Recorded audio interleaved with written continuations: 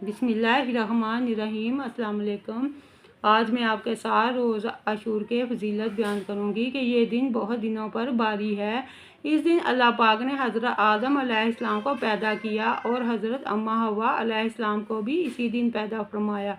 और इस दिन जन्नत, दोज़ख, लोहो कलम, आसमान, कुर्सी, अर्श पैदा हुए।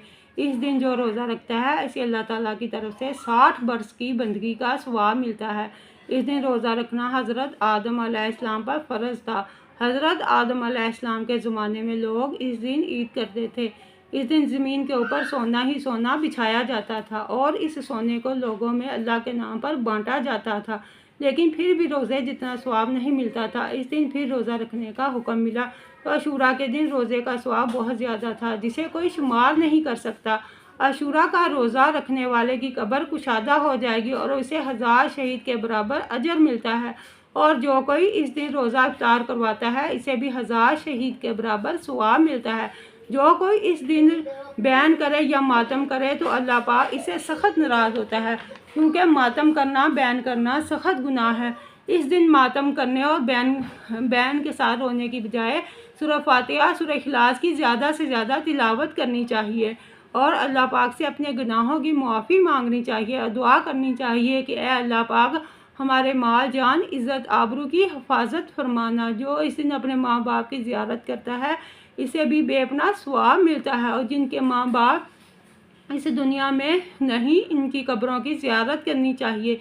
इसकी वजह से इंसान की नेकियां बढ़ती हैं और गुनाह कम होते हैं।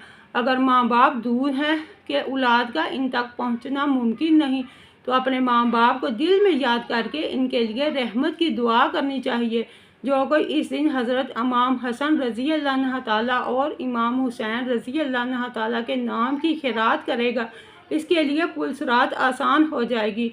इस दिन इमाम हसन रज़ी अल्लाह ताला और इमाम हुसैन रज़ी अल्लाह ताला और जो करबला में शहीद हुआ, इनको याद करके दिल में गमगीन ज़रूर होना चाहिए और सोचना चाहिए काश हम भी इनके साथ मिलकर काफिरों से जंग करते और इसमें शहीद होते। और इस दिन गुस्ल करना सुन्नत है। अल्लाह ताला गुस्ल करने वाले को पानी के एक एक कतरे पर सवाब अता फरमाता है। और इस दिन बुज़ुर्गों और उलमाए-ए-दीन की ज़ियारत करना भी सुन्नत है, इसका बहुत ज़्यादा अजर और सवाब है। इस दिन बीमारों की इयादत करना भी सुन्नत है, इसका भी बेपनाह अजर और सवाब मिलता है। इस दिन आँखों में सुरमा लगाना भी सुन्नत है। और इस दिन जो किसी यतीम को खाना खिलाए और इसके सर पर शफ़क़त वाला हाथ रखे, अल्लाह पाक इसके दर्जात को भी बुलंद कर देता है। और इस दिन अगर कोई दो फरीक आपस में लड़े हों तो इनकी सुलह कराना भी सुन्नत है। और इस दिन जो कोई गरीबों, मस्कीनों, साइलों को खाना खिलाता है,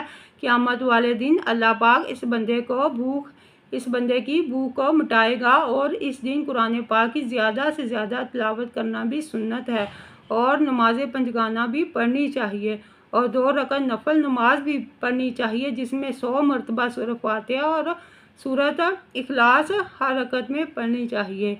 वीडियो अच्छी लगे लाइक करें, शेयर करें। अल्लाह ताला हाफ़िज़।